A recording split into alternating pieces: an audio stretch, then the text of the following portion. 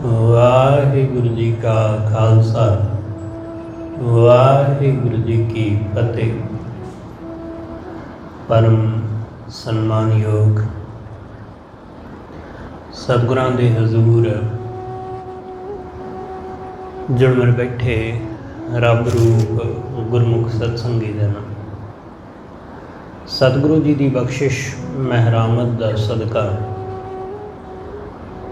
ਗੁਰੂ ਚਰਨਾਂ ਵਿੱਚ ਜੁੜ ਕੇ ਬਹਿਣ ਦਾ ਸਮਾਂ ਨਸੀਬ ਹੋਇਆ। ਸਤਿਗੁਰੂ ਜੀ ਦੀ ਇਲਾਹੀ ਅੰਮ੍ਰਿਤਮਈ ਬਾਣੀ ਦਾ ਕੀਰਤਨ ਗੁਰੂ ਕੇ ਪਿਆਰੇ ਕੀਰਤਨੀਆਂ ਪਾਸੋਂ ਆਪ ਜੀ ਨੇ ਸਰਵਣ ਕੀਤਾ। ਗੁਰੂ ਦਰ ਤੇ ਜੁੜ ਕੇ ਗੁਰੂ ਦੀ ਬਾਣੀ ਦੁਆਰਾ ਵਾਹਿਗੁਰੂ ਨਾਲ ਜੁੜਨ ਦਾ ਨਿਮਾਣਾ ਜਿਹਾ ਉਪਰਾਲਾ ਕਰ ਰਹੇ ਹਾਂ। ਸਤਿਗੁਰੂ ਗੁਰੂ ਅੰਗਦ ਦੇਵ ਮਹਾਰਾਜ ਜਿਨ੍ਹਾਂ ਦਾ ਅੱਜ ਪਾਵਨ ਪ੍ਰਕਾਸ਼ ਪੁਰਬ ਹੈ, ਉਹਨਾਂ ਦੇ ਪ੍ਰਕਾਸ਼ ਪੁਰਬ ਨੂੰ ਮਨਾਉਣ ਲਈ ਉਹਨਾਂ ਦੇ ਚਰਨਾਂ ਦੇ ਵਿੱਚ ਆਪਾਂ ਜੁੜ ਬੈਠੇ ਹਾਂ। ਗੁਰੂ ਅੰਗਦ ਸਾਹਿਬ ਮਹਾਰਾਜ ਇੱਕ ਐਸੀ ਸ਼ਖਸੀਅਤ ਨੇ ਜਿਨ੍ਹਾਂ ਨੇ ਸਾਨੂੰ ਸਿੱਖ ਕੈਸਾ ਹੁੰਦਾ ਹੈ, ਉਹਦੀ ਜੀਵਨੀ, ਉਹਦਾ ਕਰਮ ਕੈਸਾ ਹੁੰਦਾ ਹੈ, ਸਤਿਗੁਰੂ ਨੇ ਕਰਕੇ ਵਿਖਾਇਆ। ਸਿੱਖ ਦਾ ਜੀਵਨ ਗੁਰੂ ਅੰਗਦ ਸਾਹਿਬ ਮਹਾਰਾਜ ਜੀ ਨੇ ਜੀ ਕੇ ਸਾਨੂੰ ਦੱਸਿਆ ਕਿ ਸਿੱਖ ਐਸਾ ਹੁੰਦਾ ਹੈ, ਧਰਮੀ ਆਦਮੀ ਐਸਾ ਹੁੰਦਾ ਹੈ ਕਿ ਆਪਣੇ ਗੁਰੂ ਦੀ ਰਜ਼ਾ ਵਿੱਚ ਰਾਜ਼ੀ ਰਹਿਣ ਵਾਲਾ, ਆਪਣੇ ਪਿਆਰੇ ਦੇ ਪ੍ਰੇਮ ਦੇ ਵਿੱਚ ਮਸਤ ਰਹਿਣ ਵਾਲਾ, ਉਹਦੀ ਖਾਤਰ ਸਭ ਕੁਝ ਛੱਡ ਦੇਣ, ਸਭ ਕੁਝ ਤਿਆਗ ਦੇਣ ਲਈ ਤਿਆਰ। ਦੁਨੀਆ ਦੀ ਮਾਣ ਵਡਿਆਈ, ਦੁਨੀਆ ਦੀ ਚੌਧਰ, ਦੁਨੀਆ ਦਾ ਰੁਤਬਾ ਸਭ ਕੁਝ ਤਿਆਗ ਦੇਵੇ ਜਿਹੜਾ ਗੁਰੂ ਦੀ ਖਾਤਰ, ਪਰਮੇਸ਼ਰ ਦੀ ਖਾਤਰ। ਲੋਕ ਕੀ ਕਹਿਣਗੇ, ਲੋਕ ਨਿੰਦਣਗੇ, ਲੋਕ ਫਟਕਾਰਾਂ ਪਾਉਣਗੇ, ਕੋਈ ਗੱਲ ਨਹੀਂ, ਪਰ ਗੁਰੂ ਦਾ ਲੜ ਨਹੀਂ ਛੱਡਦਾ। ਜੀਵਨ ਦੇ ਵਿੱਚ ਕਦੇ ਕੋਈ ਔਖਾ ਕੰਮ ਨਹੀਂ ਕੀਤਾ, ਪਰ ਗੁਰੂ ਦੀ ਖਾਤਰ ਕੁਝ ਵੀ ਕਰਨ ਲਈ ਤਿਆਰ। ਐਸੇ ਗੁਰੂ ਅੰਗਦ ਸਾਹਿਬ। ਇਸ ਲਈ ਜਦੋਂ ਰਾਮਕਲੀ ਰਾਗ ਵਿੱਚ ਸੱਤਾ ਤੇ ਬਲਵੰਡ ਜੀ ਦੀ ਆਪਾਂ ਵਾਰ ਪੜ੍ਹਦੇ ਆ ਨਾ, ਉਸ ਵਾਰ ਵਿੱਚ ਉਹਨਾਂ ਨੇ ਗੁਰੂ ਅੰਗਦ ਸਾਹਿਬ ਮਹਾਰਾਜ ਜੀ ਦੇ ਸੰਬੰਧ ਵਿੱਚ ਕੁਝ ਪੌੜੀਆਂ ਉਚਾਰਨ ਕੀਤੀਆਂ ਗੁਰੂ ਸਾਹਿਬ ਦੀ ਉਸਤਤ ਵਿੱਚ, ਜਿਨ੍ਹਾਂ ਵਿੱਚ ਉਹਨਾਂ ਜ਼ਿਕਰ ਕੀਤਾ ਕਿ ਗੁਰੂ ਸਾਹਿਬ ਨੇ, ਗੁਰੂ ਅੰਗਦ ਸਾਹਿਬ ਨੇ ਗੁਰੂ ਨਾਨਕ ਸਾਹਿਬ ਦਾ ਹੁਕਮ ਮੰਨਿਆ ਤੇ ਹੁਕਮ ਮੰਨ ਕੇ ਉਹ ਗੁਰੂ ਨਾਨਕ ਹੋ ਗਏ। ਉਹ ਖੁਦ ਗੁਰੂ ਨਾਨਕ ਹੋ ਗਏ ਗੁਰੂ ਨਾਨਕ ਸਾਹਿਬ ਦਾ ਹੁਕਮ ਮੰਨ ਕੇ। ਤੇ ਗੁਰੂ ਨਾਨਕ ਸਾਹਿਬ ਦੇ ਪੁੱਤਰਾਂ ਨੇ ਹੁਕਮ ਮੰਨਿਆ ਨਹੀਂ, ਇਸ ਕਰਕੇ ਉਹ ਗੁਰੂ ਨਾਨਕ ਸਾਹਿਬ ਦੀ ਰਹਿਮਤ, ਉਹਨਾਂ ਦੀ ਬਖਸ਼ਿਸ਼ ਤੋਂ ਵਾਂਝੇ ਰਹਿ ਗਏ।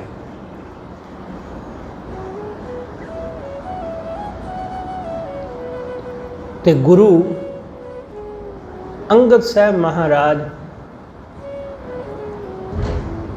ਜਿਨ੍ਹਾਂ ਨੇ ਗੁਰੂ ਨਾਨਕ ਸਾਹਿਬ ਤੋਂ ਬਖਸ਼ਿਸ਼ ਲੈ ਲਈ, ਗੁਰੂ ਨਾਨਕ ਸਾਹਿਬ ਤੋਂ ਰਹਿਮਤ ਹਾਸਲ ਕਰ ਲਈ। ਜਨਮ ਸਾਖੀ ਵਾਲੇ ਨੇ ਬੜਾ ਪਿਆਰਾ ਲਿਖਿਆ। ਉਹ ਕਹਿੰਦਾ ਕਿ ਗੁਰੂ ਨਾਨਕ ਸਾਹਿਬ ਇਸ ਦੁਨੀਆ ਤੋਂ ਚਲੇ ਗਏ। ਦੁਨੀਆ ਐਸਾ ਕਹਿੰਦੀ ਹੈ ਤੇ ਜਿਹੜੇ ਇਹ ਸਮਝਦੇ ਨੇ ਉਹਨਾਂ ਨੇ ਗੁਰੂ ਨਾਨਕ ਸਾਹਿਬ ਦੀ ਕਬਰ ਜਾਂ ਗੁਰੂ ਨਾਨਕ ਸਾਹਿਬ ਦੀ ਸਮਾਧ ਬਣਾ ਲਈ। ਐਸਾ ਹੋਇਆ ਨਾ ਕਿ ਇੱਕ ਧੜੇ ਨੇ ਸਮਾਧ ਬਣਾ ਲਈ, ਇੱਕ ਧੜੇ ਨੇ ਕਬਰ ਬਣਾ ਲਈ, ਤੇ ਉਹਦੇ ਵਿੱਚੋਂ ਗੁਰੂ ਨਾਨਕ ਨੂੰ ਲੱਭਦੇ ਫਿਰਦੇ ਨੇ। ਕੋਈ ਸਮਾਧ ਵਿੱਚੋਂ ਲੱਭਦਾ ਤੇ ਕੋਈ ਕਬਰ ਵਿੱਚੋਂ ਲੱਭਦਾ। ਜਨਮ ਸਾਖੀ ਵਾਲਾ ਕਹਿੰਦਾ ਕਿ ਗੁਰੂ ਨਾਨਕ ਸਾਹਿਬ ਨਾ ਗੌਰ ਨਾ ਮੜੀ ਮੈਂ। ਗੁਰੂ ਨਾਨਕ ਸਾਹਿਬ ਨਾ ਤਾਂ ਕਬਰ ਵਿੱਚ ਨੇ ਤੇ ਨਾ ਹੀ ਉਹ ਮੜੀ ਵਿੱਚ, ਸਮਾਧ ਵਿੱਚ। ਫਿਰ ਕਿੱਥੇ ਨੇ? ਉਹ ਕਹਿੰਦਾ ਗੁਰ ਅੰਗਦ ਕਹਿਆ ਮੈਂ। ਗੁਰੂ ਅੰਗਦ ਸਾਹਿਬ ਮਹਾਰਾਜ ਜੀ ਦੇ ਹਿਰਦੇ ਵਿੱਚ ਵਸਦੇ ਨੇ ਗੁਰੂ ਨਾਨਕ ਸਾਹਿਬ।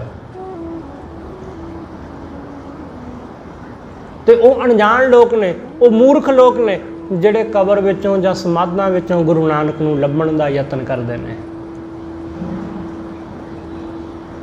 ਕਿਉਂਕਿ ਭਾਈ ਲਹਿਣਾ ਗੁਰੂ ਨਾਨਕ ਹੋ ਗਏ। ਭਾਈ ਲਹਿਣਾ ਗੁਰੂ ਨਾਨਕ ਸਾਹਿਬ ਦਾ ਰੂਪ ਹੋ ਗਿਆ। ਇਸ ਲਈ ਉਹਨਾਂ ਵਿੱਚ ਤੇ ਗੁਰੂ ਨਾਨਕ ਸਾਹਿਬ ਦੇ ਵਿੱਚ ਕੋਈ ਅੰਤਰ ਨਹੀਂ ਰਿਹਾ, ਕੋਈ ਫਰਕ ਨਹੀਂ। ਪਹਿਲਾਂ ਗੁਰੂ ਨਾਨਕ ਸਾਹਿਬ ਮਹਾਰਾਜ ਜੀ ਨੇ ਕਰਤਾਰਪੁਰ ਸਾਹਿਬ ਦੇ ਵਿੱਚ ਰੌਣਕ ਲਾਈ। ਕਰਤਾਰਪੁਰ ਸਾਹਿਬ ਦੇ ਵਿੱਚ ਉਹਨਾਂ ਨੇ ਰਹਿਮਤਾਂ ਦੇ ਖਜ਼ਾਨੇ ਵਰਤਾਏ। ਫਿਰ ਸਤਿਗੁਰੂ ਜੀ ਕਰਤਾਰਪੁਰ ਤੋਂ ਉੱਠ ਕੇ ਖਡੂਰ ਆ ਗਏ। ਖਡੂਰ ਆ ਕੇ ਉਹਨਾਂ ਨੇ ਰੌਣਕ ਲਾਈ। ਤੇ ਸੱਤਾ ਬਲਵੰਡ ਜੀ ਨੇ ਕਿਹਾ ਕਿ ਫੇਰ ਵਸਾਇਆ ਫੇਰੂਆਣ ਸਤਿਗੁਰ ਖਾਡੂਰ।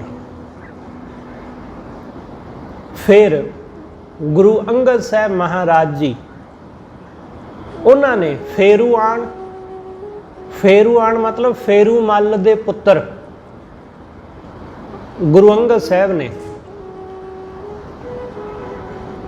ਖਡੂਰ ਵਸਾਇਆ ਆ ਕੇ। ਖਡੂਰ ਤਾਂ ਪਹਿਲਾਂ ਵਸਦਾ ਸੀ, ਪਰ ਗੁਰੂ ਅੰਗਦ ਸਾਹਿਬ ਨੇ ਆਉਣ ਨਾਲ ਉਹ ਵਸਿਆ। ਜੋ ਰੌਣਕ ਖਡੂਰ ਸਾਹਿਬ ਵਿੱਚ ਗੁਰੂ ਸਾਹਿਬ ਦੇ ਆਉਣ ਨਾਲ ਆਈ, ਉਹ ਉਸ ਤੋਂ ਪਹਿਲਾਂ ਨਹੀਂ ਸੀ, ਉਸ ਤੋਂ ਪਹਿਲਾਂ ਕਦੇ ਵੀ ਨਹੀਂ ਸੀ। ਕਿਉਂਕਿ ਜਿੱਥੇ ਗੁਰੂ ਬੈਠਦਾ ਉੱਥੇ ਹੀ ਰੌਣਕ ਆਉਂਦੀ ਹੈ, ਉੱਥੇ ਹੀ ਆਨੰਦ ਆਉਂਦਾ ਹੈ। ਗੁਰੂ ਦੇ ਨਾਲ ਹੀ, ਗੁਰੂ ਦੇ ਨਾਲ ਹੀ ਖੁਸ਼ੀਆਂ ਨੇ, ਗੁਰੂ ਦੇ ਨਾਲ ਹੀ ਸੁੱਖ ਹੈ, ਗੁਰੂ ਦੇ ਨਾਲ ਹੀ ਆਨੰਦ ਹੈ। ਗੁਰੂ ਅੰਗਦ ਸਾਹਿਬ ਮਹਾਰਾਜ ਜਦੋਂ ਗਏ ਸਨ ਖਡੂਰ ਤੋਂ, ਉਦੋਂ ਉਹ ਸਿਰਫ ਭਾਈ ਲਹਿਣਾ ਸੀ। ਜਦੋਂ ਇੱਥੋਂ ਗਏ ਸਨ ਤਾਂ ਉਹ ਲਹਿਣਾ ਸੀ, ਖਾਲੀ ਸੀ, ਕੋਲ ਕੁਝ ਵੀ ਨਹੀਂ ਸੀ। ਪਰ ਹੁਣ ਜਦੋਂ ਵਾਪਸ ਮੁੜੇ ਤਾਂ ਹੁਣ ਉਹ ਖਾਲੀ ਨਹੀਂ ਸਨ। ਹੁਣ ਕੁਝ ਐਸਾ ਮਿਲ ਗਿਆ ਸੀ, ਐਸਾ ਖਜ਼ਾਨਾ ਮਿਲ ਗਿਆ ਸੀ ਕਿ ਹੋਰ ਕਿਸੇ ਚੀਜ਼ ਦੇ ਮਿਲਣ ਦੀ, ਹਾਸਲ ਕਰਨ ਦੀ ਕੋਈ ਲਾਲਸਾ ਰਹਿ ਹੀ ਨਹੀਂ ਗਈ ਸੀ। ਕਿਉਂਕਿ ਹੁਣ ਉਹ ਆਪ ਸਭ ਕਾਸੇ ਦੇ ਮਾਲਕ ਹੋ ਕੇ ਵਾਪਸ ਪਰਤੇ ਸੀ। ਕੋਈ ਐਸਾ ਹੁੰਦਾ ਹੈ ਜਿਹੜਾ ਸਭ ਕਾਸੇ ਦਾ ਮਾਲਕ ਬਣ ਜਾਂਦਾ ਹੈ, ਜਿਹੜੇ ਸਿਰਫ ਤੇ ਸਿਰਫ ਵਾਹਿਗੁਰੂ ਦੀ ਲਾਲਸਾ ਲੈ ਕੇ ਵਾਹਿਗੁਰੂ ਦੇ ਦਰ, ਗੁਰੂ ਦੇ ਦਰ ਅੱਪੜਦੇ ਨੇ, ਉਹ ਗੁਰੂ ਜੈਸੇ ਹੋ ਜਾਂਦੇ ਨੇ। ਜਿਹੜੇ ਚੀਜ਼ਾਂ ਦੀ ਲਾਲਸਾ ਲੈ ਕੇ ਜਾਂਦੇ ਨੇ ਉਹਨਾਂ ਨੂੰ ਚੀਜ਼ਾਂ ਹੀ ਮਿਲਦੀਆਂ ਬਸ। ਜਿਹੜੇ ਪਦਾਰਥ ਮੰਗਦੇ ਨੇ ਉਹ ਪਦਾਰਥ ਹੀ ਹੋ ਜਾਂਦੇ ਨੇ। ਪਦਾਰਥਵਾਦੀ ਲੋਕ ਆਪਾਂ ਕਹਿੰਦੇ ਨਾ ਕਿ ਬੰਦਾ ਹਮੇਸ਼ਾ ਪੈਸੇ ਵਿੱਚ ਹੀ ਲੱਗਾ ਰਹਿੰਦਾ ਹੈ, ਇਹ ਜੀ ਮਾਇਆਧਾਰੀ ਹੈ। ਅਸੀਂ ਜੋ ਮੰਗਦੇ ਹਾਂ, ਜੋ ਸੋਚਦੇ ਹਾਂ, ਅਸੀਂ ਵੈਸੇ ਹੋ ਜਾਂਦੇ ਹਾਂ। ਗੁਰੂ ਅੰਗਦ ਸਾਹਿਬ, ਭਾਈ ਲਹਿਣੇ ਨੇ ਕੀ ਮੰਗਿਆ ਗੁਰੂ ਨਾਨਕ ਸਾਹਿਬ ਤੋਂ? ਕੁਛ ਵੀ ਨਹੀਂ। ਕਿਉਂਕਿ ਭਾਈ ਲਹਿਣਾ ਕੋਈ ਧੀਆਂ ਪੁੱਤ ਲੈਣ ਵਾਸਤੇ ਗੁਰੂ ਸਾਹਿਬ ਦੇ ਦਰ ਨਹੀਂ ਸੀ ਗਏ।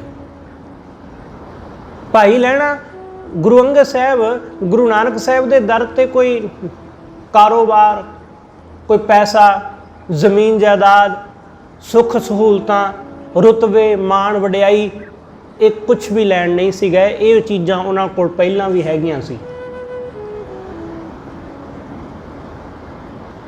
ਭਾਈ ਲਹਿਣਾ ਪਰਿਵਾਰ ਵਿੱਚੋਂ ਚੰਗੇ ਸਰਦੇ ਪੁੱਜਦੇ ਆਦਮੀ ਸਨ। ਧਨ ਦੌਲਤ ਉਹਨਾਂ ਦੇ ਘਰ ਸੀ, ਮਾਣ ਵਡਿਆਈ ਵੀ ਸੀ। ਕਿਉਂਕਿ ਉਹ ਜਦੋਂ ਦੇਵੀ ਦੇ ਦਰਸ਼ਨਾਂ ਨੂੰ ਜਾਂਦੇ ਸਨ ਤਾਂ ਇੱਕ ਵੱਡਾ ਜਥਾ ਲੈ ਕੇ ਜਾਂਦੇ ਸਨ ਤੇ ਉਸ ਜਥੇ ਦੀ ਅਗਵਾਈ ਕਰਦੇ ਸੀ। ਤੇ ਹਰ ਬੰਦਾ ਤੇ ਅਗਵਾਈ ਕਰਦਾ ਨਹੀਂ, ਕੋਈ ਬੰਦਾ ਹੁੰਦਾ ਜਿਹੜਾ ਅਗਵਾਈ ਕਰਦਾ, ਜਿਹੜਾ ਅੱਗੇ ਲੱਗਦਾ ਹੈ। ਇਸ ਲਈ ਉਹਨਾਂ ਦੀ ਮਾਣ ਵਡਿਆਈ ਸੀ, ਉਹਨਾਂ ਦਾ ਰੋਹਬ, ਉਹਨਾਂ ਦਾ ਦਬਦਬਾ ਸੀ, ਸਭ ਕੁਝ ਸੀ। ਇਸ ਲਈ ਉਹ ਗੁਰੂ ਨਾਨਕ ਸਾਹਿਬ ਦੇ ਦਰ ਤੇ ਕੀ ਲੈਣ ਗਏ ਸਨ? ਉਹ ਚੀਜ਼ਾਂ ਲੈਣ ਨਹੀਂ, ਰੁਤਬਾ ਲੈਣ ਵਾਸਤੇ ਨਹੀਂ, ਧੀਆਂ ਪੁੱਤ ਮੰਗਣ ਲਈ ਨਹੀਂ ਗਏ, ਪੈਸਾ ਮੰਗਣ ਲਈ ਨਹੀਂ ਗਏ। ਉਹ ਗੁਰੂ ਨਾਨਕ ਸਾਹਿਬ ਦੇ ਦਰੋਂ ਉਹ ਦਾਤ ਲੈਣ ਗਏ ਜਿਹੜੀ ਕਿਤੇੋਂ ਨਹੀਂ ਮਿਲੀ, ਜਿਹੜੀ ਕਿੱਧਰੋਂ ਹਾਸਲ ਨਹੀਂ ਹੋਈ।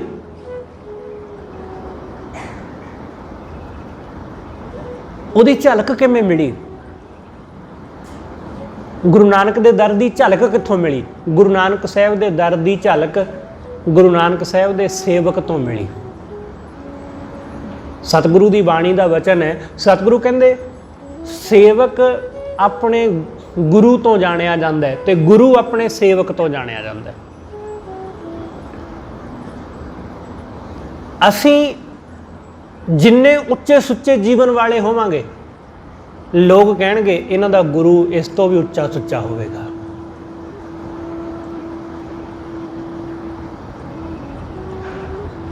ਗੁਰੂ ਜਿੰਨਾ ਉੱਚਾ ਸੁੱਚਾ, ਜਿੰਨਾ ਉੱਚੇ ਆਤਮਿਕ ਦਰਜੇ ਵਾਲਾ, ਉਹਦੇ ਚੇਲੇ ਵੀ ਵੈਸੇ ਹੀ ਹੋਣਗੇ। ਲੋਕ ਕਹਿਣਗੇ ਕਿ ਬਹੁਤ ਵਧੀਆ ਉਸਤਾਦ ਹੈ, ਇਹਦੇ ਸ਼ਾਗਿਰਦ, ਇਹਦੇ ਚੇਲੇ ਵੀ ਬਹੁਤ ਵਧੀਆ ਹੋਣਗੇ। ਐਸਾ ਹੀ ਹੁੰਦਾ ਨਾ। ਗੁਰੂ ਨਾਨਕ ਸਾਹਿਬ ਦਾ ਸਿੱਖ ਭਾਈ ਜੋਧ, ਗੁਰੂ ਨਾਨਕ ਸਾਹਿਬ ਦਾ ਸੇਵਕ, ਤੇ ਉਹ ਕਰਤਾਰਪੁਰ ਹੀ ਜਾ ਵਸਿਆ ਸੀ। ਉਹ ਕਰਤਾਰਪੁਰ ਹੀ ਜਾ ਵਸਿਆ ਸੀ ਕਿਉਂਕਿ ਗੁਰੂ ਨਾਨਕ ਜਿਹੜਾ ਵੀ ਉਹਨਾਂ ਦੇ ਨਾਲ ਜੁੜਦਾ, ਉਹ ਉਹਨਾਂ ਦਾ ਮੁਰੀਦ ਹੋ ਜਾਂਦਾ, ਉਹਨਾਂ ਵੱਲ ਮੋਹਿਆ ਜਾਂਦਾ। ਇਸ ਲਈ ਕਰਤਾਰਪੁਰ ਸਾਹਿਬ ਜਦੋਂ ਵਸਿਆ ਤਾਂ ਜਿੱਥੇ ਜਿੱਥੇ ਗੁਰੂ ਨਾਨਕ ਸਾਹਿਬ ਮਹਾਰਾਜ ਗਏ ਸਨ, ਉੱਥੋਂ ਉੱਥੋਂ ਲੋਕ ਕਰਤਾਰਪੁਰ ਆਉਣ ਲੱਗ ਪਏ। ਸੰਗਤਾਂ ਦੇ ਜਥੇ ਕਰਤਾਰਪੁਰ ਆਉਂਦੇ ਗੁਰੂ ਨਾਨਕ ਸਾਹਿਬ ਦੇ ਦੀਦਾਰ ਕਰਨ, ਕਿਉਂਕਿ ਇੱਕ ਵਾਰ ਗੁਰੂ ਨਾਨਕ ਉਹਨਾਂ ਕੋਲ ਗਏ ਤੇ ਉਸ ਤੋਂ ਬਾਅਦ ਉਹ ਗੁਰੂ ਨਾਨਕ ਸਾਹਿਬ ਦੇ ਦਰ ਆਉਣ ਲੱਗ ਪਏ। ਉਹ ਸੇਵਕ ਹੋ ਗਏ ਗੁਰੂ ਨਾਨਕ ਸਾਹਿਬ ਦੇ, ਮੋਹੇ ਗਏ। ਜਿਵੇਂ ਕਿਸੇ ਨੂੰ ਨਸ਼ਾ ਲੱਗ ਜਾਂਦਾ ਨਾ, ਬਿਲਕੁਲ ਨਾਨਕ ਦਾ ਨਸ਼ਾ ਲੱਗ ਗਿਆ ਲੋਕਾਂ ਨੂੰ। ਗੁਰੂ ਨਾਨਕ ਸਾਹਿਬ ਦੇ ਨਾਮ ਦੀ ਖੁਮਾਰੀ ਚੜ੍ਹ ਗਈ, ਨਾਮ ਖੁਮਾਰੀ ਨਾਨਕਾ। ਉਹ ਐਸੀ ਖੁਮਾਰੀ ਚੜ੍ਹੀ ਕਿ ਦੂਰੋਂ ਦੂਰੋਂ ਲੋਕ ਆ ਕੇ ਕਰਤਾਰਪੁਰ ਵਿੱਚ ਵਸ ਗਏ। ਭਾਈ ਜੋਧ ਵੀ ਉਹਨਾਂ ਸਿੱਖਾਂ ਦੇ ਵਿੱਚੋਂ ਹੀ ਸੀ ਜਿਹੜਾ ਕਰਤਾਰਪੁਰ ਆ ਵਸਿਆ। ਉਹ ਕਦੇ ਕਦੇ ਆਪਣੇ ਪਿੰਡ ਜਾਂਦਾ। ਜਦੋਂ ਆਪਣੇ ਪਿੰਡ ਗਿਆ ਤਾਂ ਭਾਈ ਲਹਿਣਾ ਉਹਨਾਂ ਨੇ ਅੰਮ੍ਰਿਤ ਵੇਲੇ ਇੱਕ ਆਵਾਜ਼ ਸੁਣੀ, ਬੜੀ ਪਿਆਰੀ ਮਧੁਰ ਜੀ ਆਵਾਜ਼, ਤੇ ਉਸ ਮਧੁਰ ਆਵਾਜ਼ ਨਾਲ ਬੜਾ ਪਿਆਰਾ ਜਿਹਾ ਸ਼ਬਦ ਗਾਇਆ ਜਾ ਰਿਹਾ ਸੀ। ਗੁਰੂ ਨਾਨਕ ਸਾਹਿਬ ਦਾ ਉਚਾਰਿਆ ਹੋਇਆ ਉਹ ਗਾ ਰਿਹਾ ਸੀ, जित सेवै सुख पाईऐ, सो साहिब सदा संभालीऐ। भाई जोध ये आसा की वार दी पौड़ी गाउंदा होया गुजरिया। जदों ये शब्द गाउंदिया लंघिया तो भाई लहणा जी अपने घर बैठे सुनते हैं तो उहदे मगर हो तुरदे ने, क्योंकि वो इन्ने आनंद नाल गा रहा सी। वो किसी नूं सुनाउण वास्ते थोड़ी ना गा रहा सी। जदों असीं किसी नूं सुनाउण वास्ते जां किसी नूं प्रभावित करन वास्ते गाउंदे आ ना, फिर नहीं गल बनदी। भाई जोध का मतलब ये थोड़ी सी कि लहना अंदर बैठा तो मैं सुनावा उच्ची उच्ची तो वह सुन के बाहर आ जाए ना, वो तो अपनी मस्ती विच गा रहा सी। बस यही ख्याल रखना कि अपनी मस्ती विच बाणी पढ़ना, इस गल की परवाह ना करना कि तुहाडे धीआं पुत्त सुन रहे ने या नहीं सुन रहे, कोई बंदा तुहानूं देख रहा है या नहीं देख रहा, क्योंकि तुसीं उहनूं दिखाउण वास्ते सुनाउण वास्ते नहीं कर रहे, तुसीं अपने आनंद वास्ते कर रहे, तुसीं अपने सुख वास्ते कर रहे। भाई लहणा जी ने रोकिया जाके कि ये तू जो शब्द पढ़ रहा की है, ये किहदा है, बड़ा प्यारा है, बड़ा आनंद दिंदा है। तो भाई जोध ने कहा कि ये गुरु नानक साहब की बाणी है, मैं रोज़ सवेर नूं आसा की वार का पाठ करदा। उन्होंने पूछा कि कित्थे रहिंदे ने गुरु नानक। भाई जोध ने कहा कि रावी दे कंढे करतारपुर साहब। इस एक शब्द की ऐसी करामात है कि भाई लहणा गुरु नानक साहब महाराज जी के दर नूं खिंचिया चला गया। जिवें गुरु नानक साहब ने भाई जोध राही भाई लहणे नूं खिंच लिया होवे। भाई लहणा खडूर साहब पहुँचते हैं, वाहिगुरू करतारपुर साहब। करतारपुर साहब आए, जदों पहली दफ़ा आए वो तुसीं सुनिया कि गुरु नानक साहब अगों घोड़े ते लैण वास्ते आप घोड़े की लगाम फड़ के उन्होंने अगे लैके गए, क्योंकि भाई लहणे ने कदे देखा नहीं सी गुरु नानक साहब नूं, इसलिए उन्होंने पता नहीं चलिया कि मेरे घोड़े की लगाम फड़ के ले जाण वाला कोई होर नहीं, ये गुरु नानक ही ने। ये पहली मुलाकात सी। इस पहली मुलाकात तो बाद भाई लहणा जी ने इजाजत मंगी कि मैनू इजाजत दिओ कि मैं घर हो आवां, क्योंकि भाई लहणा घरदिआं नूं तां इह लगदा सी कि लहणा देवी दे दर्शन करन गया होया, उन्होंने थोड़ी ना पता सी कि वह राह विच ही रह गया, वो रस्ते विच ही रह गए, वो करतारपुर ही रह गए, वो ज्वालामुखी पहुंचे ही नहीं। जथे नूं मोड़ दिता कि तुसीं जाओ भाई, मैं नहीं जाना। 2-4 दिन रह के भाई लहणे ने इजाजत मंगी कि मैं घर हो आवां। गुरु अंगद साहब नूं सतगुरु ने इजाजत दित्ती तां वो खडूर आए, अपने पिंड अपने परिवार नूं मिले, उन्हां नूं दस्सिया ते घर दे भी हैरान रह गए कि तुसीं तां गए सी यात्रा ते, तुसीं तां गए सी देवी दे दर्शन नूं, इन्नी छेती मुड़ आए, बाकी तुहाडे नाल दे साथी। तां उन्होंने कहा कि मैं छड्ड दित्ता उन्हां दा साथ, मैं गुरु नानक का साथ ले लिया, मैं गुरु नानक का लड़ फड़ लिया। परिवार ने कहा कि जिवें तुहानूं ठीक लगदा। थोड़े दिनों बाद जदों वापस आए, ਪ੍ਰੀਖਿਆ ਹੁਣ शुरू हुई, क्योंकि पहली मुलाकात तो सिर्फ जिमें है उमें सी कि हाँ पहला मेल मिलाप होया, पर हुण ਪ੍ਰੀਖਿਆ का सिलसिला तो हुण शुरू होया जदों वो वापस परते घर तो वापस आए। तो आके देखिया कि गुरु साहब तो अपने घर मौजूद नहीं। माता जी ने पूछा कि गुरु नानक साहब, तो उन्होंने कहा जी वो सामने खेतों च काम करा रहे हैं। उत्थे चले गए, नवे कपड़े पाए हुए ने, बड़े सोहनी दस्तार बनी हुई है, झोने का सीजन सी, ਝੋਨਾ ਬੀਜਿਆ ਹੋਇਆ ਹੈ, ਜੀਰੀ ਬੀਜੀ ਹੋਈ ਹੈ, ਉਹਦੇ ਵਿੱਚੋਂ ਕੱਖ ਕੱਢਿਆ ਜਾ ਰਿਹਾ ਹੈ। ਗੁਰੂ ਨਾਨਕ ਸਾਹਿਬ ਸਾਈਡ ਤੇ ਬੈਠ ਕੇ ਉਹ ਆਪਣੇ ਸਿੱਖਾਂ ਕੋਲੋਂ ਕੰਮ ਕਰਾ ਰਹੇ ਨੇ। ਭਾਈ ਲਹਿਣਾ ਜੀ ਆਉਂਦੇ ਨੇ, ਗੁਰੂ ਨਾਨਕ ਸਾਹਿਬ ਨੂੰ ਮੱਥਾ ਟੇਕਦੇ ਨੇ ਅਤੇ ਉਹਨਾਂ ਨੂੰ ਕਹਿੰਦੇ ਨੇ ਕਿ ਮੈਨੂੰ ਦੱਸੋ ਕਿ ਮੈਂ ਸੇਵਾ ਕੀ ਕਰਾਂ। ਸਤਿਗੁਰੂ ਨੇ ਆਖਿਆ ਕਿ ਮੈਨੂੰ ਦੱਸੋ ਕਿ ਮੈਂ ਕਿਹੜੀ ਸੇਵਾ ਕਰਾਂ। ਗੁਰੂ ਨਾਨਕ ਸਾਹਿਬ ਕਹਿੰਦੇ ਕੋਈ ਨਹੀਂ, ਦੱਸਦੇ ਆ। ਪਰ ਭਾਈ ਲਹਿਣਾ ਜੀ ਨੇ ਫਿਰ ਕਿਹਾ ਕਿ ਮੈਨੂੰ ਦੱਸੋ। ਗੁਰੂ ਨਾਨਕ ਦੇਵ ਮਹਾਰਾਜ ਨੇ ਰੰਬਾ ਫੜਾ ਦਿੱਤਾ ਕਿ ਆ ਲਓ, ਅੱਜ ਜਿਵੇਂ ਬਾਕੀ ਲੱਗੇ ਹੋਏ ਨੇ ਝੋਨੇ ਵਿੱਚੋਂ ਕੱਖ ਕੱਢਣ, ਤੁਸੀਂ ਵੀ ਕੱਢੋ। ਭਾਈ ਲਹਿਣਾ ਜਿਹੜਾ ਅੱਜ ਤੱਕ ਕਦੇ ਜਿਹਨੇ ਇਹ ਕੰਮ ਨਹੀਂ ਕੀਤਾ, ਕਿਉਂਕਿ ਉਹ ਦੁਕਾਨਦਾਰ ਆਦਮੀ ਸਨ, ਵਪਾਰੀ ਆਦਮੀ ਸਨ, ਪਿਤਾ ਵੀ ਇਹੀ ਕੰਮ ਕਰਦੇ ਸੀ, ਆਪ ਵੀ ਇਹੀ ਕੰਮ ਕਰਦੇ। ਉਹਨਾਂ ਨੂੰ ਕੀ ਪਤਾ ਕਿ ਖੇਤੀਬਾੜੀ ਕਿਵੇਂ ਕਰਨੀ। ਉਹਨਾਂ ਨੇ ਕਦੇ ਇਹ ਕੰਮ ਕੀਤਾ ਹੀ ਨਹੀਂ, ਕਿਉਂਕਿ ਜਿਹੜਾ ਕੰਮ ਅਸੀਂ ਕੀਤਾ ਨਾ ਹੋਵੇ ਸਾਨੂੰ ਉਹਦੇ ਬਾਰੇ ਕੀ ਪਤਾ। ਜਦੋਂ ਪਾਣੀ ਵਿੱਚ ਜਾ ਵੜੇ ਤਾਂ 5-10 ਮਿੰਟ ਬਾਅਦ ਗੁਰੂ ਨਾਨਕ ਸਾਹਿਬ ਮਹਾਰਾਜ ਜੀ ਉਹਨਾਂ ਵੱਲ ਦੇਖਦੇ ਨੇ ਤੇ ਹੱਸਦੇ ਨੇ। ਸਤਿਗੁਰੂ ਨੇ ਕਿਹਾ ਲਹਿਣਾ ਜੀ ਬਾਹਰ ਆ ਜਾਓ। ਭਾਈ ਲਹਿਣਾ ਜੀ ਨੇ ਕਿਹਾ ਕਿ ਸੱਚੇ ਪਾਤਸ਼ਾਹ ਕੀ ਹੋਇਆ, ਮੈਂ ਕਰਤਾ ਰਿਹਾ ਜਿਵੇਂ ਬਾਕੀ ਕਰ ਰਹੇ ਨੇ। ਸਤਿਗੁਰੂ ਨੇ ਕਿਹਾ ਠੀਕ ਹੈ, ਤੁਸੀਂ ਕਰ ਰਹੇ, ਤੁਸੀਂ ਬਾਹਰ ਆ ਜਾਓ। ਭਾਈ ਲਹਿਣਾ ਜੀ ਨੇ ਪੁੱਛਿਆ ਕਿ ਕੀ ਗੱਲ। ਸਤਿਗੁਰੂ ਨੇ ਕਿਹਾ ਲਹਿਣਿਆ ਤੁਹਾਡਾ ਬਾਹਰ ਆ ਜਾਣਾ ਠੀਕ ਹੈ, ਕਿਉਂਕਿ ਤੁਹਾਨੂੰ ਇਹੀ ਨਹੀਂ ਪਤਾ ਚੱਲ ਰਿਹਾ ਕਿ ਕੱਖ ਕਿਹੜਾ ਹੈ ਤੇ ਝੋਨਾ ਕਿਹੜਾ ਹੈ।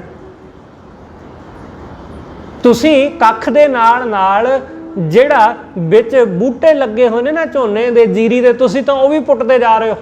ਇਸ ਲਈ ਤੁਸੀਂ ਬਾਹਰ ਆ ਜਾਓ। ਤੁਹਾਡੀ ਭਾਵਨਾ ਕਿ ਤੁਸੀਂ ਕੁਝ ਕਰਨਾ ਚਾਹੁੰਦੇ ਹੋ, ਠੀਕ ਹੈ, ਤੁਸੀਂ ਬਾਹਰ ਆਓ। ਜਦੋਂ ਉਹ ਬਾਹਰ ਆਏ ਉਹਨਾਂ ਨੇ ਕਿਹਾ ਜੀ ਠੀਕ ਹੈ, ਫਿਰ ਮੈਂ ਹੋਰ ਕੀ ਕਰਾਂ, ਮੈਨੂੰ ਇਹ ਨਹੀਂ ਪਤਾ, ਮੈਨੂੰ ਉਹ ਦੱਸ ਦਿਓ ਜੋ ਮੈਂ ਕਰ ਸਕਦਾ। ਸਤਿਗੁਰੂ ਨੇ ਕਿਹਾ ਇੰਜ ਕਰੋ, ਅੱਜ ਜਿਹੜਾ ਝੋਨੇ ਵਿੱਚੋਂ ਕੱਖ ਕੱਢਿਆ ਨਾ, ਇਹਦੀ ਪੰਡ ਬੰਨੋ, ਸਿਰ ਤੇ ਰੱਖੋ ਤੇ ਘਰ ਲੈ ਚੱਲੋ। ਹੁਣ ਜਦੋਂ ਇਹ ਕਿਹਾ, ਹੁਣ ਉਹਨਾਂ ਨੂੰ ਪਤਾ ਨਹੀਂ ਸੀ ਕਿ ਇਹਦੇ ਵਿੱਚ ਵੀ ਕੀ ਰਾਜ਼ ਹੈ। ਗੁਰੂ ਅੰਗਦ ਸਾਹਿਬ ਮਹਾਰਾਜ ਜੀ ਦੇ ਸਿਰ ਦੇ ਉੱਤੇ ਉਹ ਪੰਡ ਚੁਕਾ ਦਿੱਤੀ, ਕੱਪੜੇ ਦੇ ਵਿੱਚ ਬੰਨ੍ਹ ਕੇ। ਜਦੋਂ ਉਹ ਗਾਰੇ ਨਾਲ ਲਿਬੜੇ ਹੋਏ ਭਿੱਜੇ ਹੋਏ ਕੱਖ ਕੱਪੜੇ ਦੀ ਪੰਡ ਵਿੱਚ ਜਦੋਂ ਬੰਨ੍ਹ ਦਿੱਤੇ ਤਾਂ ਜਿਵੇਂ ਸਿਰ ਤੇ ਰੱਖਿਆ, ਉਹਦੇ ਵਿੱਚੋਂ ਗਾਰਾ ਗੰਦਾ ਪਾਣੀ ਨਿਕਲ ਕੇ ਸਾਰੇ ਸਰੀਰ ਦੇ ਕੱਪੜੇ ਗੰਦੇ ਹੋ ਗਏ। ਪੱਗ ਵੀ ਮੈਲੀ ਹੋ ਗਈ, ਦਾੜਾ ਵੀ ਚਿੱਕੜ ਨਾਲ ਗਾਰੇ ਨਾਲ ਭਰ ਗਿਆ, ਚਿੱਟੇ ਕੱਪੜੇ ਪਾਏ ਸਨ ਉਹ ਵੀ ਗਾਰੇ ਨਾਲ ਭਰ ਗਏ। ਪਰ ਉਹਨਾਂ ਨੇ ਕਿਹਾ ਕੁਛ ਨਾ, ਬੋਲੇ ਕੁਛ ਨਾ, ਸਿੱਧਾ ਘਰ ਚਲੇ ਗਏ। ਉੱਥੇ ਘਰ ਲਿਜਾ ਕੇ ਸੁੱਟਿਆ।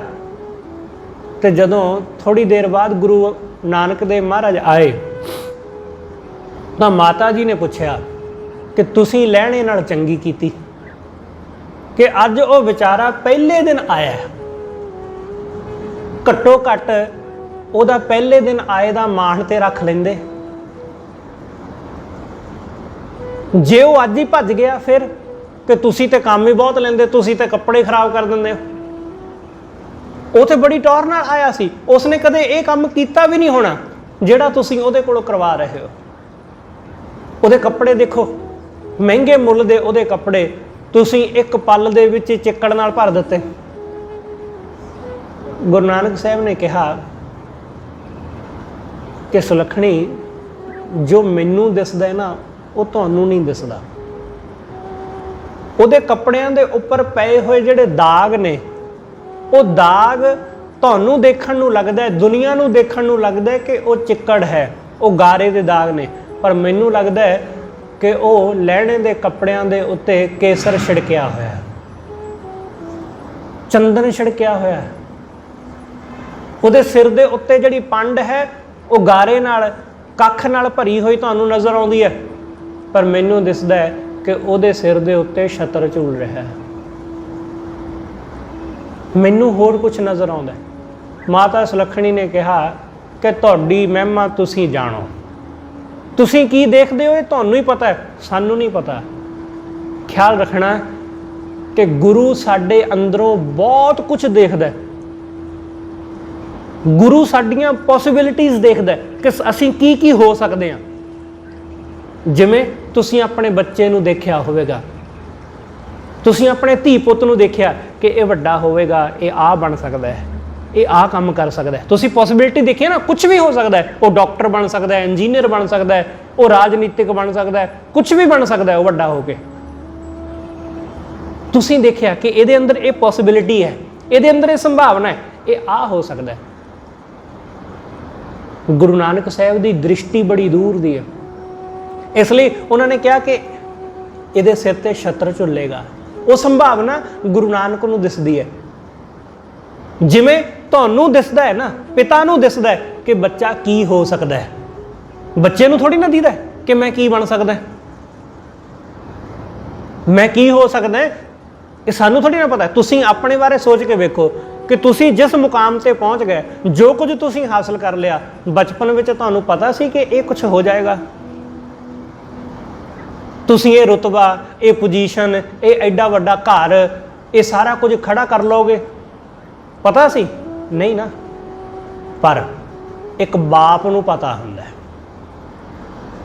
ਕਿ ਮੇਰਾ ਪੁੱਤ ਕੀ ਕਰ ਸਕਦਾ ਹੈ, ਮੇਰੇ ਬੱਚੇ ਕੀ ਕਰ ਸਕਦੇ ਨੇ। ਉਹ ਆਪਣੇ ਬੱਚੇ ਦੀ ਸੰਭਾਵਨਾ ਦੇਖ ਲੈਂਦਾ, ਬੱਚੇ ਨੂੰ ਨਹੀਂ ਨਜ਼ਰ ਆਉਂਦਾ। ਇਸੇ ਤਰ੍ਹਾਂ ਗੁਰੂ ਅੰਗਦ ਸਾਹਿਬ ਦੀ ਸੰਭਾਵਨਾ, ਇਹ ਭਾਈ ਲਹਿਣੇ ਦੀ ਸੰਭਾਵਨਾ ਕਿ ਕੱਲ ਨੂੰ ਇਸ ਨੇ ਗੁਰੂ ਅੰਗਦ ਹੋਣਾ, ਇਹ ਗੁਰੂ ਨਾਨਕ ਸਾਹਿਬ ਨੂੰ ਦਿਸੀ ਕਿ ਅੱਜ ਇਹਨਾਂ ਦੇ ਕੱਪੜਿਆਂ ਦੇ ਉੱਤੇ ਇਹ ਚਿੱਕੜ ਦੇ ਦਾਗ ਨੇ, ਕੱਲ ਨੂੰ ਇਹਨਾਂ ਦੇ ਕੱਪੜਿਆਂ ਦੇ ਉੱਤੇ ਇਹੀ ਦਾਗ ਕੇਸਰ ਦੇ ਦਾਗ, ਇਹੀ ਦਾਗ ਚੰਦਨ ਦੇ ਹੋਣਗੇ, ਚੰਦਨ ਦੇ ਛਿੜਕਾ ਦੇ, ਅਤਰ ਦੇ ਦਾਗ ਹੋਣਗੇ।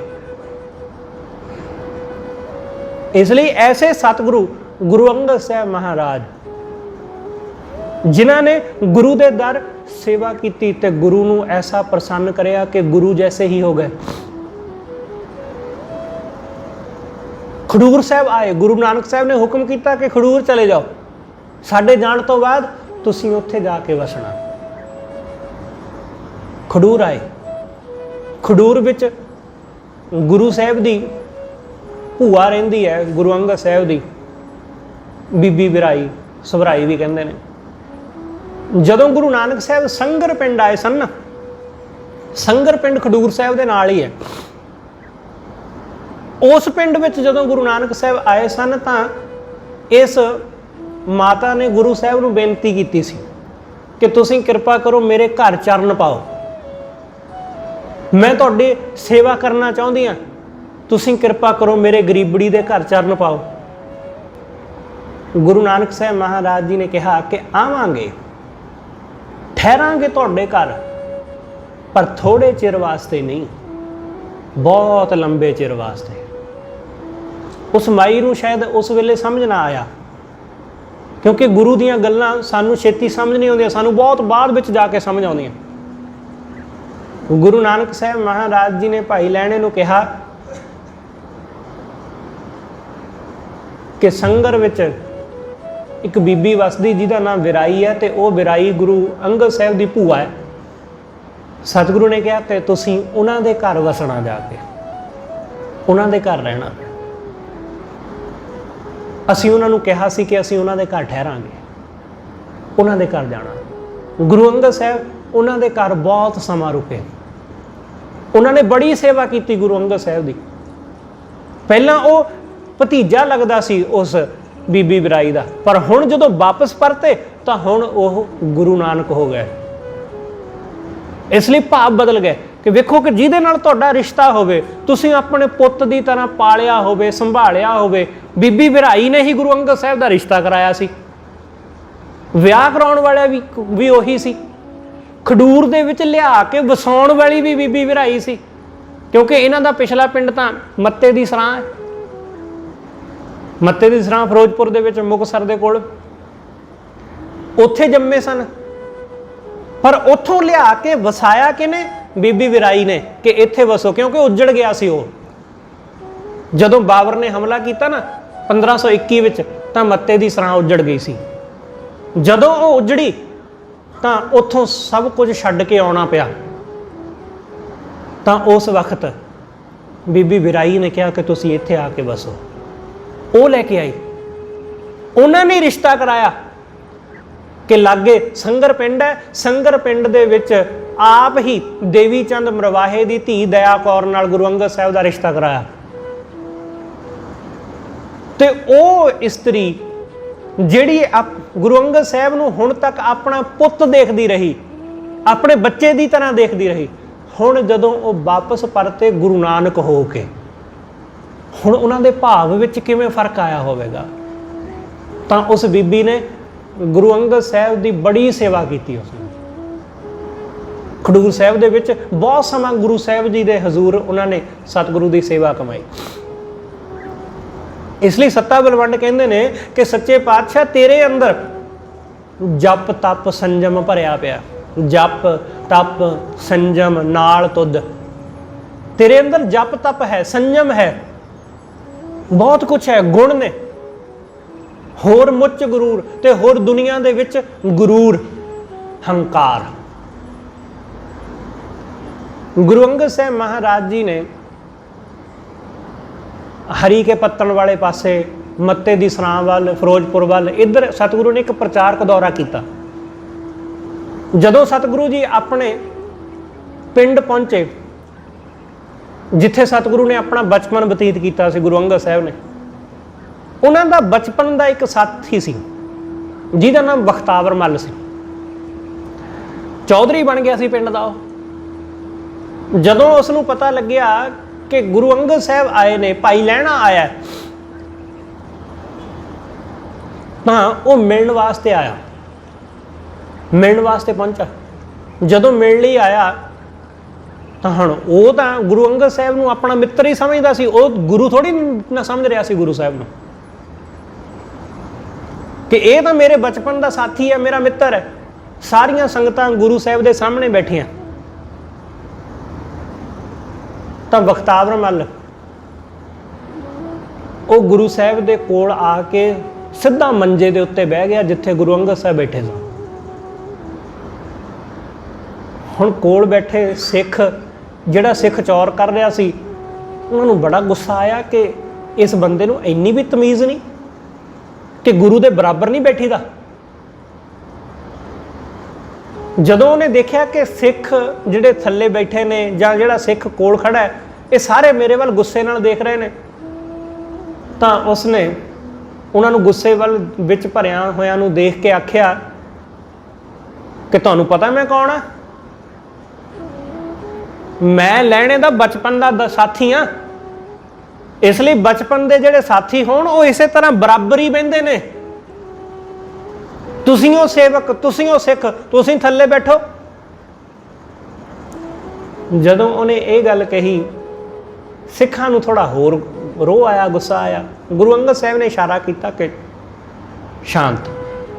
ਬੋਲੇ ਨਹੀਂ ਸਤਿਗੁਰੂ ਕੁਛ। ਸਤਿਗੁਰੂ ਨੇ ਸਿੱਖਾਂ ਨੂੰ ਕਿਹਾ ਕਿ ਤੁਸੀਂ ਸ਼ਾਂਤ ਰਹੋ। ਉਹ ਹੰਕਾਰ ਨਾਲ ਭਰਿਆ, ਕਿਉਂਕਿ ਉਹ ਆਪਣੇ ਆਪ ਨੂੰ, ਕਿਉਂਕਿ ਉਹ ਕਹਿੰਦਾ ਜੇ ਇਹ ਲੈਣਾ, ਇਹ ਗੁਰੂ ਹੈ, ਤਾਂ ਮੈਂ ਵੀ ਤਾਂ ਚੌਧਰੀ ਹਾਂ ਇਲਾਕੇ ਦਾ, ਮੈਂ ਵੀ ਤਾਂ ਚੌਧਰੀ ਹਾਂ। ਮੈਂ ਕੋਈ ਛੋਟਾ ਮੋਟਾ ਆਦਮੀ ਥੋੜੀ ਨਾ, ਪਿੰਡ ਦਾ ਕੋਈ ਮਾਮੂਲੀ ਆਦਮੀ ਥੋੜੀ ਨਾ, ਚੌਧਰੀ ਹਾਂ। ਤੇ ਚੌਧਰੀ ਐਵੇਂ ਬਹਿੰਦੇ ਹੁੰਦੇ। ਗੁਰੂ ਅੰਗਦ ਸਾਹਿਬ ਮਹਾਰਾਜ ਉਹਦੀਆਂ ਗੱਲਾਂ ਸੁਣਦੇ ਨੇ ਤੇ ਸਤਿਗੁਰੂ ਜੀ ਮਨ ਹੀ ਮਨ ਵਿੱਚ ਮੁਸਕਰਾਉਂਦੇ ਨੇ। ਉਹਨਾਂ ਦੇ ਚਿਹਰੇ ਤੋਂ ਪਤਾ ਲੱਗਦਾ ਹੈ ਸਤਿਗੁਰੂ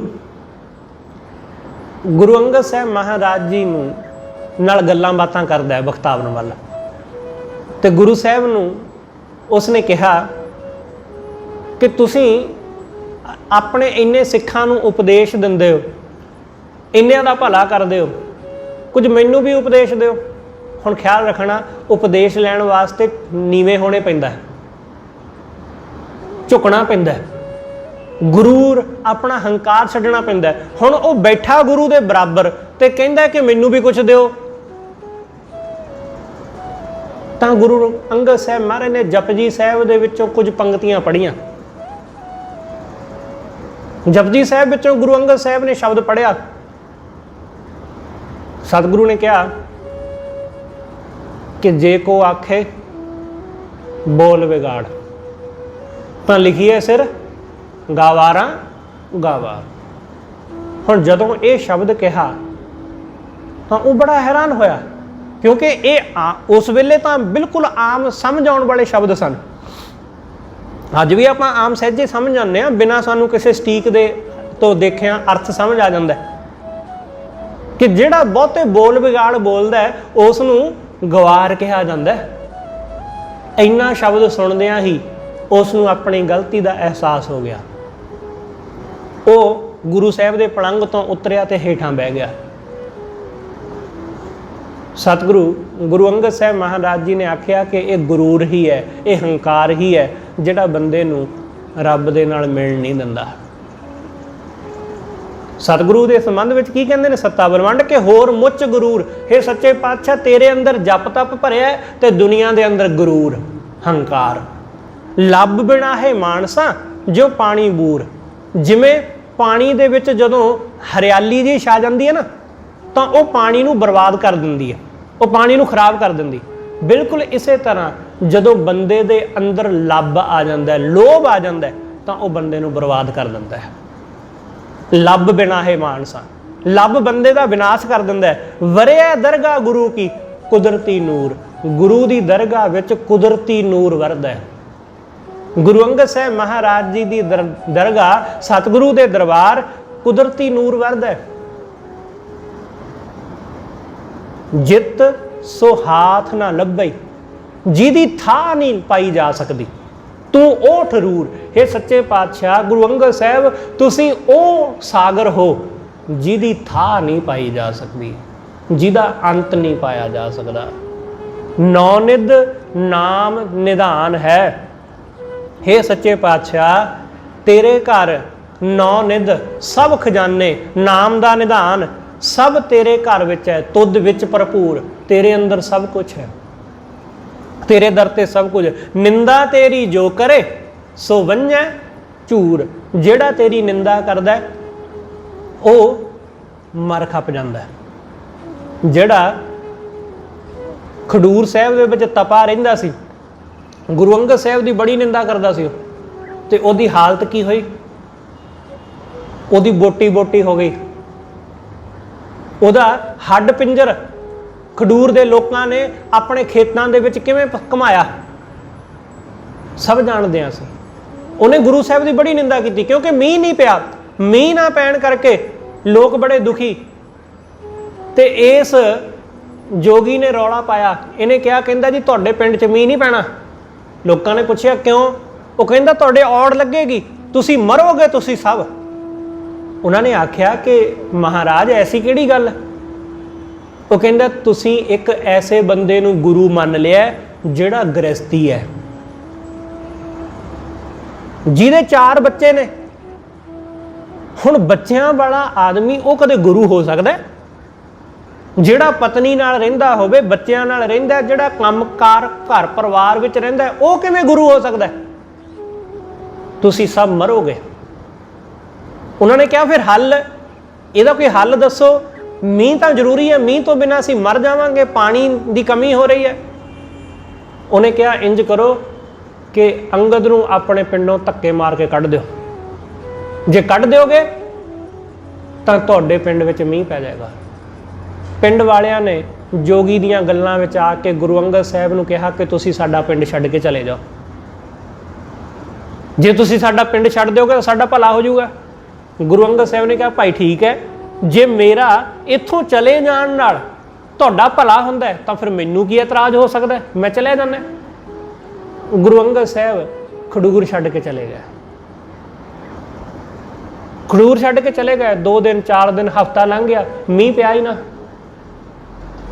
ਇੰਨੇ ਨੂੰ ਗੁਰੂ ਅਮਰਦਾਸ ਉਹ ਪਿੰਡ ਗਏ ਹੋਏ ਸੀ ਆਪਣੇ ਬਾਸਰ ਕੇ। ਜਦੋਂ ਉਹ ਵਾਪਸ ਆਏ, ਉਹਨਾਂ ਨੂੰ ਪਤਾ ਚੱਲਿਆ ਕਿ ਪਿੰਡ ਵਾਲਿਆਂ ਨੇ ਗੁਰੂ ਅੰਗਦ ਸਾਹਿਬ ਨਾਲ ਐਸਾ ਕੀਤਾ। ਉਹਨਾਂ ਨੇ ਪੁੱਛਿਆ ਕਿ ਕਿਹਨੇ ਕਰਨ ਨੂੰ ਕਿਹਾ? ਤਾਂ ਪਿੰਡ ਵਾਲਿਆਂ ਨੇ ਕਿਹਾ ਜੀ ਜੋਗੀ ਨੇ ਤਾਂ ਗੁਰੂ ਅਮਰਦਾਸ ਨੇ ਕਿਹਾ ਕਿ ਇੰਜ ਕਰੋ, ਤੁਸੀਂ ਜੋਗੀ ਕੋਲ ਜਾਓ ਇਕੱਠੇ ਹੋ ਕੇ, ਉਹਨੂੰ ਪੁੱਛੋ ਕਿ ਤੂੰ ਤੇ ਕਹਿੰਦਾ ਸੀ ਕਿ ਜੇ ਗੁਰੂ ਅੰਗਦ ਇੱਥੋਂ ਚਲੇ ਜਾਣ ਤਾਂ ਮੀਂਹ ਪੈ ਜਾਏਗਾ, ਉਹਨਾਂ ਨੂੰ ਗਿਆ ਤੇ ਹਫ਼ਤਾ ਹੋ ਗਿਆ, ਮੀਂਹ ਕਿਉਂ ਨਹੀਂ ਪਿਆ? ਪਿੰਡ ਵਾਲਿਆਂ ਨੇ ਜਾ ਕੇ ਪੁੱਛਿਆ ਤਾਂ ਉਹ ਅੱਗੋਂ ਗੁੱਸੇ ਵਿੱਚ ਕਹਿੰਦਾ ਕਿ ਮੀਂਹ ਮੇਰੇ ਹੱਥ ਵਿੱਚ ਫੜਿਆ, ਜਿਹੜਾ ਮੈਂ ਜਦੋਂ ਮਰਜ਼ੀ ਪਵਾ ਦਿਆਂ। ਪਿੰਡ ਵਾਲਿਆਂ ਨੂੰ ਬੜਾ ਗੁੱਸਾ ਆਇਆ, ਉਹ ਗੁਰੂ ਅਮਰਦਾਸ ਕੋਲ ਆਏ। ਗੁਰੂ ਅਮਰਦਾਸ ਜੀ ਨੂੰ ਕਹਿੰਦੇ ਨੇ ਕਿ ਉਹ ਤਾਂ ਇੰਜ ਕਹਿੰਦਾ। ਗੁਰੂ ਅਮਰਦਾਸ ਜੀ ਨੇ ਕਿਹਾ ਕਿ ਮੈਂ ਗੁਰੂ ਦਾ ਸਿੱਖ ਹਾਂ ਤੇ ਮੈਨੂੰ ਆਪਣੇ ਗੁਰੂ ਤੇ ਭਰੋਸਾ ਹੈ, ਤੁਸੀਂ ਇੰਜ ਕਰੋ, ਇਸ ਤਪੇ ਨੂੰ ਕੱਢੋ ਇਹਦੇ ਡੇਰਿਓਂ ਬਾਹਰ, ਜਿਹੜਾ ਜਿਹੜਾ ਵੀ ਇਸ ਨੂੰ ਘੜੀਸ ਕੇ ਆਪਣੇ ਖੇਤਾਂ ਵਿੱਚ ਲੈ ਜਾਏਗਾ ਉਹਦੇ ਖੇਤ ਵਿੱਚ ਮੀਂਹ ਪੈ ਜਾਏਗਾ। ਉਹਨਾਂ ਨੇ ਕਿਹਾ ਪੱਕੀ ਗੱਲ ਹੈ? ਕਹਿੰਦੇ ਜੀ ਹਾਂ ਬਿਲਕੁਲ ਪੱਕੀ ਗੱਲ। ਉਹਨਾਂ ਨੇ ਤਪੇ ਨੂੰ ਖਿੱਚ ਲਿਆ ਬਾਹਰ, ਜਿਵੇਂ ਹੀ ਉਹਦੇ ਡੇਰੇ ਚੋਂ ਬਾਹਰ ਕੱਢਿਆ ਬੱਦਲ ਆ ਗਏ। ਤਾਂ ਉਹਨਾਂ ਨੂੰ ਲੱਗਿਆ ਕਿ ਹੁਣ ਤਾਂ ਸੱਚਮੁੱਚ ਮੀਂਹ ਪੈਗਾ। ਉਹਨਾਂ ਨੇ ਘੜੀਸਿਆ। ਗੁਰੂ ਅਮਰਦਾਸ ਨੇ ਕਿਹਾ ਕਿ ਸ਼ਾਮ ਤੋਂ ਪਹਿਲਾਂ ਸੂਰਜ ਦੇ ਢਲਣ ਤੋਂ ਪਹਿਲਾਂ ਜਿਹਦੇ ਖੇਤ ਵਿੱਚ ਤਪੇ ਦਾ ਪੈਰ ਪੈ ਗਿਆ ਉੱਥੇ ਮੀਂਹ ਪੈ ਜਾਏਗਾ।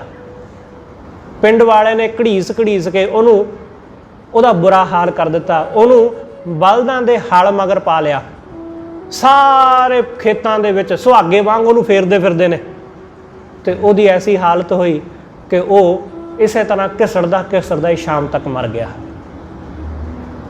ਸੱਤਾ ਬਲਵੰਡ ਜੀ ਕਹਿੰਦੇ ਕਿ ਨਿੰਦਾ ਤੇਰੀ ਜੋ ਕਰੇ ਸੋ ਵੰਝੇ ਝੂਰ, ਜਿਹੜਾ ਤੇਰੀ ਨਿੰਦਾ ਕਰਦਾ ਉਹ ਇਸੇ ਤਰ੍ਹਾਂ ਮਰ ਖੱਪ ਜਾਂਦਾ ਹੈ, ਉਹ ਮਰ ਖੱਪ ਜਾਂਦਾ ਹੈ। ਨੇੜਾ ਦਿਸੈ ਮਾਤ ਲੋਕ ਤੁਧ ਸੁਝੈ ਦੂਰ। हे ਸੱਚੇ ਪਾਤਸ਼ਾਹ, ਤੇਰੇ ਵਾਸਤੇ ਤਾਂ ਮਾਤ ਲੋਕ, ਪਾਤਾਲ ਲੋਕ, ਅਸਵਰਗ ਲੋਕ ਤੇਰੇ ਲਈ ਤਾਂ ਇਹ ਨੇੜੇ ਹੀ ਨੇ। ਦੁਨੀਆ ਨੂੰ ਸਿਰਫ ਆਹੀ ਸੰਸਾਰ ਨੇੜੇ ਦਿਖਦਾ ਜਿੱਥੇ ਦੁਨੀਆ ਰਹਿੰਦੀ ਹੈ, ਪਰ ਤੈਨੂੰ ਤਾਂ ਉਹ ਵੀ ਨੇੜੇ ਦਿਸਦਾ ਹੈ ਜਿਹੜਾ ਦੂਰ ਹੈ। ਸਾਨੂੰ ਸਿਰਫ ਹੁਣ ਦਿਸਦਾ ਹੈ, ਆਹ ਜਿਹੜਾ ਪਲ, ਜਿਸ ਪਲ ਵਿੱਚ ਆਪਾਂ ਸਾਹ ਲੈ ਰਹੇ ਹਾਂ, ਸਾਨੂੰ ਇਹਦਾ ਹੀ ਪਤਾ ਹੈ, ਸਾਨੂੰ ਅਗਲੇ ਪਲ ਦਾ ਥੋੜ੍ਹੀ ਪਤਾ ਹੈ। ਪਰ ਗੁਰੂ ਅਗਲੇ ਪਲ ਤੋਂ ਵੀ ਵਾਕਿਫ ਹੈ ਕਿ ਅੱਗੇ ਕੀ ਹੋਣ ਵਾਲਾ ਹੈ, ਸ਼ਾਮ ਨੂੰ ਕੀ ਹੋਣ ਵਾਲਾ ਹੈ, ਕੱਲ੍ਹ ਕੀ ਹੋਣ ਵਾਲਾ ਹੈ, ਸਾਡੇ ਜੀਵਨ ਵਿੱਚ ਕੀ ਵਾਪਰਨ ਵਾਲਾ ਹੈ, ਗੁਰੂ ਸਭ ਜਾਣਦਾ ਹੈ। ਇਸ ਲਈ ਤੁਧ ਸੁਝੈ ਦੂਰ, ਤੈਨੂੰ ਦੂਰ ਦੀ ਵੀ ਸੁਝਦੀ ਹੈ। ਸਾਨੂੰ ਸਿਰਫ ਇੱਥੇ ਪਤਾ ਕੀ ਹੋ ਰਿਹਾ, ਪਰ ਗੁਰੂ ਇਹ ਵੀ ਜਾਣਦਾ ਕਿ ਸਾਡੇ ਘਰ ਵਿੱਚ ਪਿੱਛੇ ਕੀ ਹੋ ਰਿਹਾ, ਉਹ ਸਭ ਕੁਝ ਜਾਣਦਾ ਹੈ। ਇਸ ਲਈ ਨੇੜੇ ਦਿਸੈ ਮਾਤ ਲੋਕ ਤੁਧ ਸੁਝੈ ਦੂਰ, ਫੇਰ ਵਸਾਇਆ ਫੇਰ ਆਣ ਸਤਿਗੁਰ ਖਡੂਰ। ਗੁਰੂ ਅੰਗਦ ਸਾਹਿਬ ਮਹਾਰਾਜ ਫੇਰੂ ਦੇ ਪੁੱਤਰ ਗੁਰੂ ਅੰਗਦ ਸਾਹਿਬ ਨੇ ਖਡੂਰ ਨੂੰ ਦੁਬਾਰਾ ਫਿਰ ਆ ਕੇ ਵਸਾਇਆ। ਉਹਨਾਂ ਨੇ ਚਰਨ ਪਾਏ ਤੇ ਖਡੂਰ ਫਿਰ ਵਸਿਆ। ਗੁਰੂ ਅੰਗਦ ਸਾਹਿਬ ਮਹਾਰਾਜ, ਉਹਨਾਂ ਦੀ ਜੀਵਨ ਗਾਥਾ ਬੜੀ ਲੰਬੀ ਹੈ, ਉਹਨਾਂ ਨੇ ਹੋਰ ਵੀ ਬਹੁਤ ਸਾਰੇ ਕਾਰਜ ਕੀਤੇ ਨੇ, ਉਹਦੇ ਸੰਬੰਧ ਵਿੱਚ ਆਪਾਂ ਸ਼ਾਮ ਦੇ ਦੀਵਾਨ ਵਿੱਚ ਵਿਚਾਰਾਂਗੇ। ਸਤਿਗੁਰੂ ਜੀ ਦੇ ਪ੍ਰਕਾਸ਼ ਦਿਹਾੜੇ ਦੀਆਂ ਆਪ ਸਮੂਹ ਸੰਗਤਾਂ ਨੂੰ ਲੱਖ ਲੱਖ ਵਧਾਈਆਂ। ਹੋਈਆਂ ਭੁੱਲਾਂ ਲਈ ਖਿਮਾ। ਸਤਿਗੁਰੂ ਜੀ ਅਤੇ ਆਪ ਸਰਬੱਤ ਸੰਗਤ ਬਖਸ਼ਣਯੋਗ। ਭੁੱਲਾਂ ਨਾ ਚਤਾਰਦੇ ਹੋਏ ਆਖੋ ਜੀ ਵਾਹਿਗੁਰੂ ਜੀ ਕਾ ਖਾਲਸਾ ਵਾਹਿਗੁਰੂ ਜੀ ਕੀ ਫਤਿਹ।